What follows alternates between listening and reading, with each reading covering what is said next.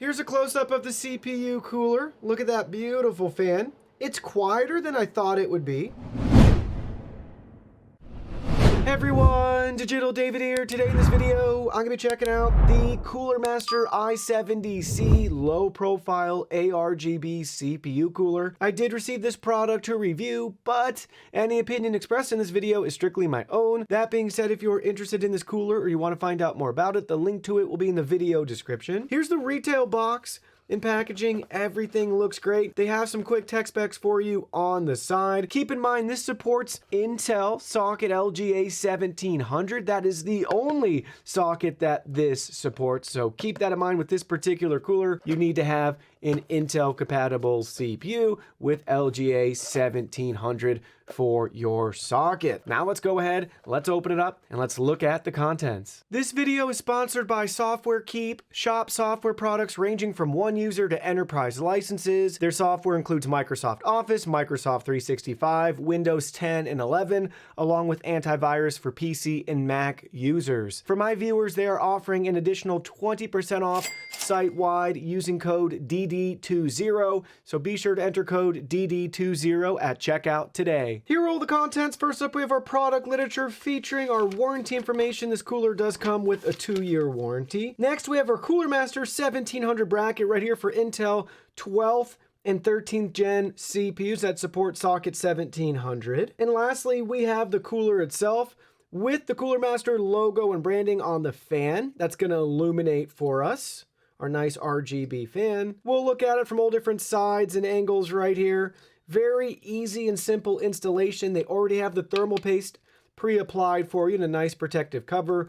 We have our fan and RGB connectors right here built right in with plenty of length on them. And then you may notice we have 4 Phillips head screws that we're going to tighten in place. So this will go up underneath your motherboard. You'll line everything up just like so and fasten in place. Now let's go ahead and try it out. So we got the cooler installed. Check it out. Everything looks great. Let's go ahead and look at it up close. Here's a close-up of the CPU cooler. Look at that beautiful fan. It's quieter than I thought it would be. Installation was simple. We just have those 4 screws to fasten and tighten down in place to the back plate that's included. That just sticks through your motherboard. 2 cables to connect. One right here is going to our CPU fan header.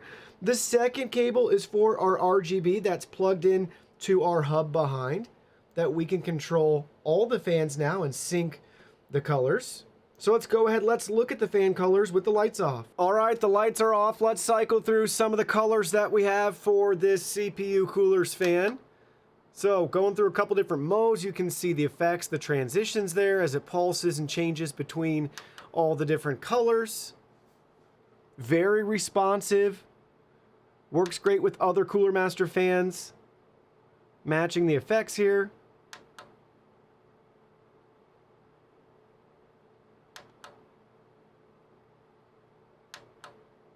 Then we have our static colors. Decently bright. Quieter than I thought. Brighter than I thought.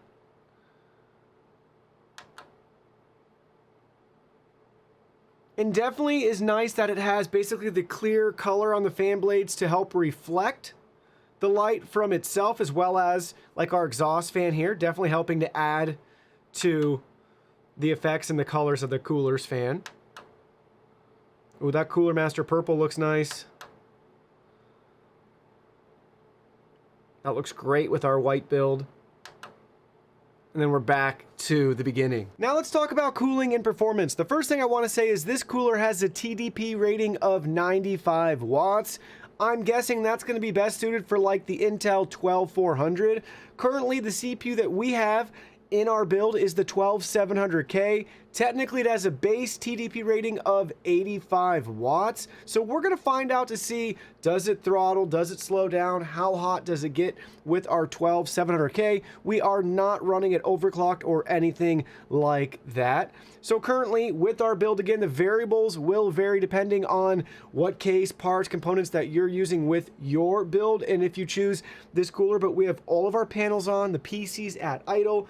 Currently, we're showing right around 47 to 50 degrees Celsius. It looks like it's fluctuating back and forth, dipping to around 44 degrees Celsius as well. Our minimum at idle 43 degrees Celsius, our maximum was 67, but currently holding steady right there in the mid 40s. All right, so this test was short-lived. As expected, we hit 100 degrees Celsius right away when we used Cinebench R23 to stress out our CPU, so it's proving to be too much for the CPU cooler to handle. So with this particular cooler, you really don't have that many choices available on the market today. You'll have a couple more options when 13th gen comes out, but right now with Intel 12th gen CPUs, your choices are going to be the 12100 or the 12300. I was thinking about the 12400, but doing a little more research, that also has a max TDP of 117 watts. That's going to be outside the range of 95 watt TDP that's supported with this cooler. And obviously you can see in this video,